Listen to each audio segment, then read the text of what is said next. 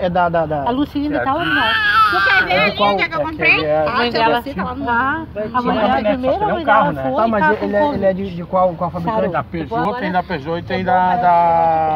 Dá pra pegar direito. Tá lá ainda ruim. Nem dá pra mostrar. Da Mercedes. Zé, manda ele mexer de novo na marcha lá. Vocês verem como é que é. Olha, cara, a ideia do cara, É. cara. Esse cara é Só um fantástico. dedo lá. E a pessoa, um menino desse fosse magro. Olha lá. É o brasileiro, tem que ser estudado pela NASA. Tem que ser estudado, tem que ser estudado. Não, agora tem que enfeitar, né? É, Não, o que- mas na verdade eu vou baixar ele um pouquinho mais. Baixar ele. É. Pra não bater lá. Mas aí tu faz um crochêzinho, bota aqui ninguém Você nem percebe, né? Que tem carro que tem alongamento, que aumenta. Já tem. Tem. Kombi tem, mas esse aqui não tem. E eu sofri, meu. Que é o segundo sandeiro que eu tinha. Eu sofri isso aqui a vida toda.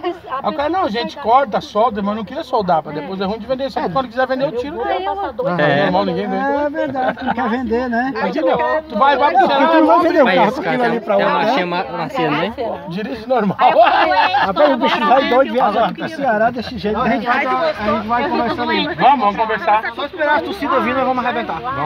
Mas tu me mandando uns lotes. Eu vou te mandar umas fotos já Dos lotes. pra tu ir vender. Aí, pra tu mostrar. aí eu jogo no Face na cobrança de cesta básica. Tá bom.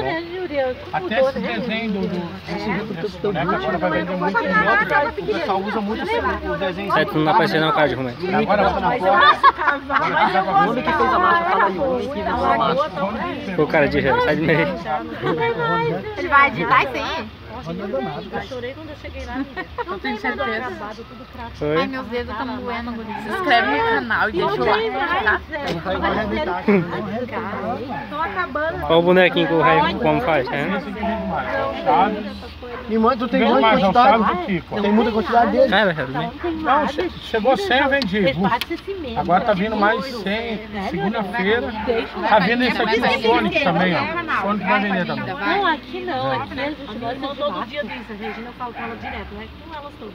Aí a Regina diz, mana, eu mando uma chuvinha pra cá, porque a Regina tá tomando. Ai, que é assim, já Ela então manda um sol, meio sol pra cá, que tem meia chuva pra cá. Porque tá muita chuva pra cá. A pior que é muita chuva pra cá. Aí tem Tá ganhando muito, um né? pra lavar cobertor. É, tem um desenho dele.